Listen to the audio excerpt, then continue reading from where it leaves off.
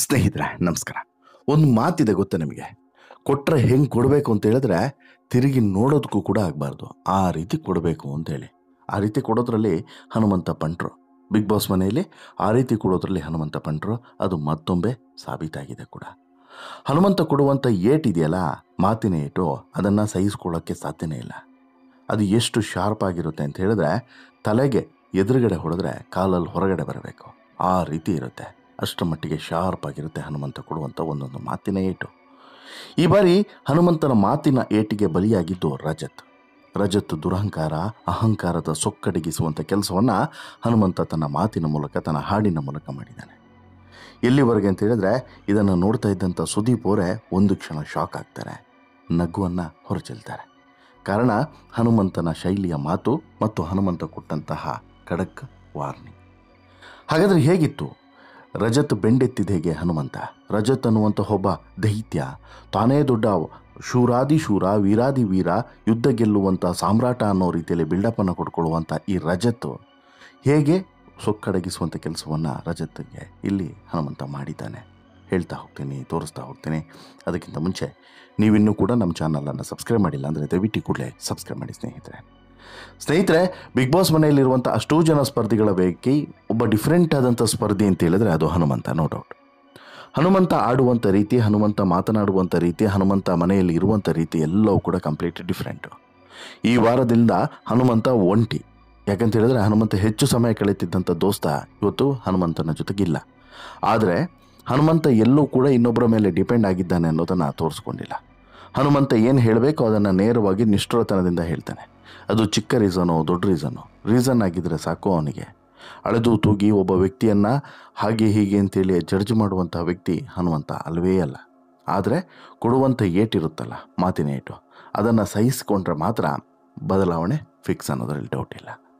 Big boss season 11ರ ಈ favourite contestant ಆಗಿರುವಂಥ ಹನುಮಂತ ಎಲ್ಲರಿಗೂ ಕೂಡ ಶಾಕನ್ನು ಕೊಟ್ಟವನೆ. ಅಷ್ಟೇ ಯಾಕೆ, ಜೊತೆಯಲ್ಲಿದ್ದಂಥ ದೋಸ್ತನನ್ನು ಕೂಡ ಬಿಟ್ಟಿಲ್ಲ ಅನ್ನೋದನ್ನು ನೆನಪಿಸ್ಕೊಳ್ಬೇಕು. ಹೀಗಿರುವಂಥ ಹನುಮಂತ ಈಗ ಸೊಕ್ಕಡಗಿಸುವಂಥ ಕೆಲಸವನ್ನು ಮಾಡಿದ್ದು ರಜತ್ತದು. ಹೌದು, ಬಿಗ್ ಬಾಸ್ ಮನೆಯ ದುರಹಂಕಾರಿ, ಬಿಗ್ ಬಾಸ್ ಮನೆಯಲ್ಲಿ ತಾನು ಹೇಳಿದ್ದೆ ನಡೀಬೇಕು, ಬಿಗ್ ಬಾಸ್ ಮನೆಯ ಆಟವನ್ನೇ ಬದಲಾಯಿಸೋದಕ್ಕೆ ನಾನು ಬಂದಿದ್ದು. ಬಿಗ್ ಬಾಸ್ ಅಂತ ಹೇಳಿದ್ರೆ ನನಗೆ ಕಂಪ್ಲೀಟ್ ಗೊತ್ತಿದೆ. ನಾನು 6-7 ರಿಯಾಲಿಟಿ ಶೋಗಳನ್ನು ಮಾಡಿದ್ದೇನೆ. ಇದೇನು ದೊಡ್ಡ ವಿಚಾರ ಅಲ್ಲ. ಇದೇನು ರಿಯಾಲಿಟಿ ಶೋ ಅಂತ ಹೇಳಿದ್ರೆ ರಿಯಾಲಿಟಿ ಶೋನ ಬಾಪ ಬಿಗ್ ಬಾಸು, ಹಾಗೆ ಹೀಗೆ ಅಂತೇಳ್ಬಿಟ್ಟು ಬಿಲ್ಡಪ್ ಕೊಡ್ತಾ ಇದ್ದಂತಹ ಇದೇ ರಜತ್ತು ಈಗ ಬಾಯಿ ಮುಚ್ಕೊಂಡು ಕೂರುವಂಥ ಪರಿಸ್ಥಿತಿ ಬರೋದರಲ್ಲಿ ಡೌಟೇ ಇಲ್ಲ. ಯಾಕಂತ ಹೇಳಿದ್ರೆ ಸ್ವತಃ ರಜತ್ಗೆ ಶಾಕ್ ಆಗುವಂಥ ರೀತಿಯಲ್ಲಿ ಹನುಮಂತ ಒಂದು ಕೌಂಟರನ್ನು ಕೊಟ್ಟಿದ್ದಾನೆ. ಅದು ಕೂಡ ನೇರವಾಗಿ ಕೌಂಟರನ್ನು ಕೊಟ್ಟಿದ್ದಾನೆ. ಹೌದು, ಬಿಗ್ ಬಾಸ್ ಮನೆಯಲ್ಲಿರುವಂಥ ಅಷ್ಟೂ ಜನ ಸ್ಪರ್ಧಿಗಳ ಪೈಕಿ ಹನುಮಂತ ಸಾಕಷ್ಟು ಡಿಫ್ರೆಂಟೇ. ಹನುಮಂತ ಏನೇ ನಿರ್ಧಾರವನ್ನು ತೆಗೆದುಕೊಂಡರೂ ಕೂಡ ಅದು ಭಿನ್ನವಾಗಿರುತ್ತೆ ಅನ್ನೋದರಲ್ಲಿ ಡೌಟೇ ಇಲ್ಲ. ಹನುಮಂತ ತೆಗೆದುಕೊಳ್ಳುವಂಥ ನಿರ್ಧಾರ, ಹನುಮಂತ ಆಡುವಂಥ ರೀತಿ, ಹನುಮಂತ ಮಾತನಾಡುವಂತಹ ರೀತಿ, ಶೈಲಿ ಮತ್ತು ಮಾತುಗಳು ಎಲ್ಲವೂ ಕೂಡ ತುಂಬ ಅರ್ಥಗರ್ಭಿತವಾಗಿರ್ತದೆ ಅನ್ನೋದರಲ್ಲಿ ಎರಡನೇ ಮಾತೇ ಇಲ್ಲ. ಇದೇ ರೀತಿ ಹನುಮಂತ ಈಗ ದೊಡ್ಡ ಕೌಂಟರನ್ನೇ ಕೊಟ್ಟಿದ್ದಾನೆ ರಜತ್ಗೆ. ರಜತ್ ಮಾಡ್ತಾ ಇದ್ದಂತಹ ತಪ್ಪುಗಳನ್ನು ಎಳೆಯಾಗಿ ಬಿಚ್ಚಿಟ್ಟಿರೋದು ಮಾತ್ರವಲ್ಲ, ರಜತ್ ಎಂಥವನು ಅನ್ನೋದನ್ನು ಕೂಡ ತೋರಿಸಿಕೊಟ್ಟಿದ್ದಾನೆ. ರಜತ್ ಏನೆಲ್ಲ ಮಾಡ್ತಾನೆ, ರಜತ್ ಯಾವ ರೀತಿ ಯಾಮರಿಸ್ತಾನೆ ಜನರನ್ನು, ರಜತ್ ಹೇಗೆಲ್ಲ ಇಲ್ಲಿ ಒಂದು ರೀತಿಯಲ್ಲಿ ನಾನೇ ದೊಡ್ಡ ಬಿಲ್ಡಪ್ ರಾಜ ಅಂತ ಹೇಳಿಬಿಟ್ಟು ಹೇಳಿಕೊಂಡು ಬೇರೆಯವರು ಹೇಳುವಂತಹ ಒಪಿನಿಯನನ್ನು ಸ್ವೀಕರಿಸಿದೆ, ತನಗೇ ಗೊತ್ತಿರೋದು ಬೇರೆಯವ್ರಿಗೆ ಯಾರಿಗೂ ಕೂಡ ಗೊತ್ತಿಲ್ಲ ಅನ್ನೋ ರೀತಿಯಲ್ಲಿ ವರ್ತನೆ ಮಾಡ್ತಿರೋದು, ಇವೆಲ್ಲವನ್ನು ಕೂಡ ಖಂಡಿಸಿರೋದು ಮಾತ್ರವಲ್ಲದೆ ಇದರ ವಿರುದ್ಧ ಆಕ್ರೋಶವನ್ನು ಕೂಡ ಹೊರಗಡೆ ಹಾಕಿದ್ದಾನೆ. ಹನುಮಂತನ ಮಾತನ್ನು ಕೇಳಿ ರಜತ್ ಒಂದು ಕ್ಷಣ ದಂಗಾಗಿ ಹೋಗಿದ್ದಾನೆ. ಕೇವಲ ರಜತ್ ಮಾತ್ರ ಅಲ್ಲ, ಕಿಚ್ಚ ಸುದೀಪು, ಉಳಿದವರು ಎಲ್ಲರೂ ಕೂಡ ಖುಷಿಯಾಗಿದ್ದಾರೆ. ಜೊತೆಗೆ ರಜತನ್ನು ವಿರೋಧಿಸ್ತಿರೋರು ಪ್ರತಿಯೊಬ್ಬರು ಕೂಡ ಹಾಲು ಕುಡಿದಷ್ಟು ಸಂತೋಷಪಟ್ಟಿದ್ದಾರೆ. ಬಿಗ್ ಬಾಸ್ ಮನೆಯ ಈ ವೀಕೆಂಡ್ ಎಪಿಸೋಡ್ ನಡೆಯುವಂಥ ಸಂದರ್ಭದಲ್ಲಿ ಅಲ್ಲೊಂದಷ್ಟು ಜನ ಹೋಗಿ ಗ್ಯಾಲರಿಯಲ್ಲಿ ಕೂತಿರ್ತಾರಲ್ಲ, ಅವರು ಕೂಡ ಚಪ್ಪಾಳೆಗಳ ಸುರಿಮಳೆಯನ್ನು ಸುರಿಸಿದ್ದಾರೆ. ಹೌದು, ಬಿಗ್ ಬಾಸ್ ಸೀಸನ್ 11ರಲ್ಲಿ ಈ ಸೀಸನ್ನ ಕೊನೆಯ ಪಂಚಾಯಿತಿ ನಡೀತಾ ಇತ್ತು. ಈ ಸಂದರ್ಭದಲ್ಲಿ ಸಂಡೇ ವಿತ್ ಸುದೀಪ ಶೋ ನಡೆಯುವಂತಹ ಕಾರ್ಯಕ್ರಮದ ಸಂದರ್ಭದಲ್ಲಿ ಇಲ್ಲಿ ಯಾರು ಫ್ಲಾಪ್, ಯಾರು ಬ್ಲಾಕ್ ಬಾಸ್ಟರ್ ಅನ್ನೋದನ್ನು ನಿಲ್ಲಿಸ್ಬಿಟ್ಟು ಅವ್ರು ಏನೇನು ಯಾವ ರೀತಿ ಅನ್ನೋದನ್ನು ಎಕ್ಸ್ಪ್ಲೇನ್ ಮಾಡಬೇಕು. ಒಬ್ಬರು ಬ್ಲಾಕ್ ಬಾಸ್ಟರ್ ಆದರೆ ಇನ್ನೊಬ್ಬರು ಫ್ಲಾಪ್, ಈ ರೀತಿ ನಿಲ್ಲಿಸ್ಬಿಟ್ಟು ಅವ್ರ ಬಗ್ಗೆ ಹೇಳಬೇಕು. ಅವರ ಒಳ್ಳೆತನ ಕೆಟ್ಟತನ ಎಲ್ಲವನ್ನು ಕೂಡ ಹೇಳಬೇಕು. ಫ್ಲಾಪ್ ಯಾಕೆ, ಅವರು ಬ್ಲಾಕ್ ಬಾಸ್ಟರ್ ಯಾಕೆ ಅಂತ ಆ ರೀತಿಯಾದಂಥ ಒಂದು ಟಾಸ್ಕನ್ನು ಕೊಟ್ಟಿದ್ದರು. ಆಗ ಹನುಮಂತ ತ್ರಿವಿಕ್ರಮ್ ಮತ್ತು ರಜತ್ ಇಬ್ಬರನ್ನು ಕೂಡ ಕರೀತಾರೆ. ರಜತನ್ನು ಫ್ಲಾಪ್ನಲ್ಲಿ ನಿಲ್ಲಿಸಿ ತ್ರಿವಿಕ್ರಮನ್ನು ಬ್ಲಾಕ್ ಬಾಸ್ಟರಲ್ಲಿ ನಿಲ್ಲಿಸ್ತಾರೆ. ಆ ವೇಳೆ ಸುದೀಪ್ ಎದುರುಗಡೆನೆ ಹನುಮಂತ ರಜತ್ ನಡುವೆ ಮಾತಿನ ಚಕಮಕಿಯೂ ಕೂಡ ನಡೆಯುತ್ತೆ. ಹನುಮಂತನ ಮಾತಿಗೆ ಚಾಕಚಕ್ಯತೆಯನ್ನು ನೋಡಿ ಕಿಚ್ಚ ಸುದೀಪ್ ಅವರೇ ಒಂದು ಕ್ಷಣ ಶಾಕ್ ಆಗಿ ಹೇಸಿ ನಕ್ಬಿಡ್ತಾರೆ. ಅಬ್ಬ ಹೆಂಗೆ ಕೊಟ್ಟ ಗುರು ಅಂತೇಳಿ. ಹನುಮಂತ ಹೇಳ್ತಾನೆ, ರಜತ್ ಅವರು ಸಿಲ್ಲಿ ಕಾರಣಗಳನ್ನು ಕೊಡ್ತಾರೆ, ಅವರಿಗೆ ಕಾರಣಗಳನ್ನು ಕೊಡೋದಕ್ಕೆ ಬರೋದಿಲ್ಲ ಅಂಥೇಳಿ ಇಲ್ಲಿ ಹನುಮಂತ ಹೇಳ್ತಾರೆ ಅಂತಲೂ ಕೂಡ ಹೇಳ್ತಾ, ಮಾವ ಮಾವ ಅಂತ ಹೇಳಿ ಮಾವನಿಗೆ ಚೂರಿ ಚುಚ್ಚಿದೆಯಾ ನೀನು? ಮಾವ ಹೋದ್ಮೇಲೆ ನೇತಾಡ್ಕೊಂಡಿದ್ಯಾ? ಈ ಥರ ಡೌ ನೋಡಿದ್ದೀವಿ, ನೀನು ಸ್ಟ್ರಾಂಗ್ ಕಾರಣ ಕೊಟ್ಟಿದ್ದು ನಾವು ನೋಡಿಯೇ ಇಲ್ಲ ಅಂತ ಹೇಳ್ಬಿಟ್ಟು ಮತ್ತೆ ತನ್ನ ಸಿಟ್ಟನ್ನು ಆಕ್ರೋಶವನ್ನು ಹೊರಗಡೆ ಹಾಕ್ತಾನೆ ರಜತ್. ಆದರೆ ಹನುಮಂತ ಅದಕ್ಕೆ ಕೇರೆ ಮಾಡೋದಿಲ್ಲ. ಸಿಲ್ಲಿ ರೀಸನ್ನನ್ನು ಅರ್ಥ ಮಾಡ್ಕೊ, ಆಮೇಲೆ ಸ್ಟ್ರಾಂಗ್ ರೀಸನ್ನನ್ನು ಅರ್ಥ ಮಾಡ್ಕೊಳ್ಬಹುದು ಅಂತಲೂ ಕೂಡ ಹೇಳ್ತಾನೆ. ಜೊತೆಗೆ ಇಲ್ಲಿ ಮಾತು ಕಲಿತಿದ್ದೀನಿ ಅಂತ ಹೇಳ್ಬಿಟ್ಟು ನೀನು ಮಾತನಾಡಬೇಡ, ಮಾತು ಮನೆ ಕೆಡಿಸ್ತು, ತೂರ್ತು ಒಲೆ ಕೆಡಿಸ್ತು ಅನ್ನೋದನ್ನು ಮರಿಬೇಡ ಅಂತೇಳಿ ಹೇಳಿ ಅದಕ್ಕಿಂತ ಮುಂಚೆ ಒಂದಷ್ಟು ವಿಚಾರಗಳನ್ನು ಕೂಡ ಹೇಳ್ತಾನೆ. ಒಂದು ಹಾಡನ್ನು ಕೂಡ ಹಾಡ್ತಾನೆ. ಹಾಡನ್ನು ಹೇಳಿ ಆ ಹಾಡಿನ ಮೂಲಕ ಒಂದು ಯಾವ ರೀತಿ ಇರಬೇಕು ಬಿಗ್ ಬಾಸ್ ಮನೆ ಒಳಗಡೆ ಅನ್ನೋದನ್ನು ತೋರಿಸ್ಕೊಟ್ಟಿದ್ದಾನೆ.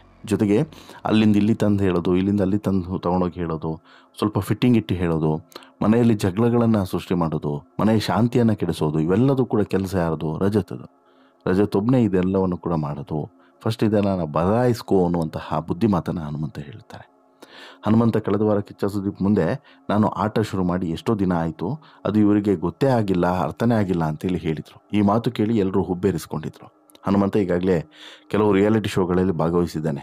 ಏನೋ ಗೊತ್ತಿಲ್ಲದೆ ಅವನು ಇಲ್ಲಿಗೆ ಬಂದಿಲ್ಲ. ಮುಗ್ಧನ ಥರ ಕಾಣುವ ಅವನು ದಡ್ಡ ಅಲ್ಲ, ಬುದ್ಧಿವಂತ ಅಂತೇಳ್ಬಿಟ್ಟು ತ್ರಿವಿಕ್ರಮ್ ಸಾಕಷ್ಟು ಸಲ ಹೇಳಿದ್ದಾರೆ. ಮಾತನಾಡೋಕ್ಕೆ ಹೆದರ್ತಿದ್ದಂಥ ಹನುಮಂತ ಈಗ ಸುದೀಪ್ ಮುಂದೆ ಗಟ್ಟಿ ಧ್ವನಿಯಿಂದ ರಜಿತ್ಗೆ ತಿರುಗೇಟನ್ನು ಕೊಟ್ಟಿರೋದು ನೋಡಿ ಎಲ್ರಿಗೂ ಕೂಡ ಆಶ್ಚರ್ಯ ಮೂಡಿಸಿದೆ. ಇನ್ನು ಹನುಮಂತನ ಮಾತಿನಿಂದ ಸಾಕಷ್ಟು ಬಾರಿ ಅಚ್ಚರಿಕೊಂಡು ನಕ್ಕಿದ್ದಂಥ ಸುದೀಪ್ ಈ ಬಾರಿ ಹನುಮಂತನ ಮಾತನ್ನು ಕೇಳಿ ಇನ್ನಷ್ಟು ಅಚ್ಚರಿಗೊಳ್ತಾರೆ ಮತ್ತು ಗಹಗಹಿಸಿ ನಗ್ತಾರೆ ಕೂಡ. ಹನುಮಂತ ಮುಗ್ಧ ಅಲ್ವೇ ಅಲ್ಲ ಅಂತ ಹೇಳಿಬಿಟ್ಟು ಸಾಕಷ್ಟು ಸಲ ಹೇಳಿದ್ದಂತಹ ಇದೇ ತ್ರಿವಿಕ್ರಮ್ ಈಗ ಹನುಮಂತನ ಮಾತನ್ನು ಕೇಳಿ ಒಂದು ಕ್ಷಣ ಶಾಕ್ ಆಗ್ತಾರೆ.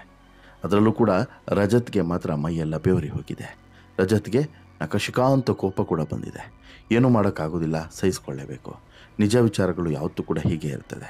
ರಜತ್ಗೆ ಈ ನಿಜವನ್ನು ಜೀರ್ಣಿಸಿಕೊಳ್ಳುವಂಥ ಶಕ್ತಿ ಇಲ್ಲ ಅನ್ನೋದು ಸತ್ಯ. ಹಾಗಾಗಿ ಆತನ ಎಕ್ಸ್ಪ್ರೆಷನ್ ಕಂಪ್ಲೀಟಾಗಿ ಇಮ್ಮಿಡಿಯೇಟ್ಲಿ ಚೇಂಜ್ ಆಗುತ್ತೆ. But Hanumanta I don't care ಅಂತೇಳ್ಬಿಟ್ಟು ಹೇಳ್ತಾನೆ. ಕೇರೆ ಮಾಡೋದಿಲ್ಲ ಅನ್ನೋದು. ಇದಾದ ಬಳಿಕ ಧನರಾಜ್ ಕೂಡ ಹನುಮಂತನ ಬಗ್ಗೆ ಒಂದಷ್ಟು ವಿಚಾರಗಳನ್ನು ಹೇಳ್ಕೊಳ್ಳುವಂಥದ್ದು, ಹನುಮಂತನ ಒಳ್ಳೆತನ ಎಂಥದ್ದು ಅನ್ನೋದನ್ನು ಇಲ್ಲಿ ಸಾಬೀತುಪಡಿಸ್ತದೆ. ಹನುಮಂತ ಮುಗ್ಧ ಅಂತೇಳ್ಬಿಟ್ಟು ಧನರಾಜ್ ಮಾತ್ರ ಹೇಳೋದು. ಇನ್ನು ಗೌತಮಿ ಜಾಧವ್ ಕೂಡ ಹನುಮಂತ ಏನು ಹೇಳ್ತಾನೆ, ಏನು ನಿರ್ಧಾರ ತೆಗೆದುಕೊಳ್ತಾನೆ ಅಂತೇಳಿ ಗೊತ್ತಾಗೋದಿಲ್ಲ. ಆತ ತುಂಬ ಕ್ಲೆವರ್ ಆಟಗಾರ ಅನ್ನೋದನ್ನು ಈ ಹಿಂದೆ ಹೇಳಿದರು. ಭರ್ಜರಿಯಾಗಿ ರಜತ್ ಆಟ ಏನೋ ನಡೀತಿದೆ. ರಜತ್ ಇವತ್ತು ಹೋಗ್ತಾರೆ, ನಾಳೆ ಹೋಗ್ತಾರೆ ಅನ್ನುವಂಥ ನಿರೀಕ್ಷೆ ಇದೆ. ಬಟ್ ಅವು ಹೋಗಲೇಬೇಕು. ಯಾಕೆಂತ ಹೇಳಿದ್ರೆ ವೈಲ್ಡ್ ಕಾರ್ಡ್ ಎಂಟ್ರಿ ಆಗಿರೋದ್ರಿಂದ ಟ್ರೋಫಿ ಅಂತೂ ಸಿಗೋದಿಲ್ಲ, ಬೇರೆ ಏನಾದರೂ ಒಂದು ಮಾಡಲೇಬೇಕು. ಅದು ಏನು ಅನ್ನೋದನ್ನು ಇನ್ನೂ ಕೂಡ ಫೈನಲ್ ಮಾಡಿಲ್ಲ ಅಂತೇಳಿ ಹೇಳ್ತಾ, ಇನ್ನು ಈ ರಜತ್ಗೆ ಈ ವಾರ ಬಹುಶಃ ಅತ್ಯಂತ ಕ್ರೂಷಲ್ ವಾರ ಆಗ್ಬೋದು. ಎಲ್ಲರೂ ಕೂಡ ರಜತನ್ನೇ ಟಾರ್ಗೆಟ್ ಮಾಡೋದಕ್ಕೆ ಶುರು ಮಾಡಿದ್ದಾರೆ. ಒಂದು ಕಡೆ ಮಂಜು, ಮತ್ತೊಂದು ಕಡೆ ಹನುಮಂತ, ಇನ್ನೊಂದು ಕಡೆ ಇಲ್ಲಿ ಭವ್ಯ, ಮತ್ತೊಂದು ಕಡೆ ಮೋಕ್ಷಿತಾ, ಎಲ್ಲರೂ ಕೂಡ ರಜತನ್ನು ಟಾರ್ಗೆಟ್ ಮಾಡೋದಕ್ಕೆ ಶುರು ಮಾಡಿದ್ದಾರೆ. ಹೀಗೆ ಟಾರ್ಗೆಟ್ ಮಾಡ್ತಾ ಹೋದರೆ ರಜತ್ತು ಬಿಗ್ ಬಾಸ್ ಮನೆಯಿಂದ ಹೊರಗಡೆ ಹೋಗೋದ್ರಲ್ಲಿ ಡೌಟ್ ಇಲ್ಲ.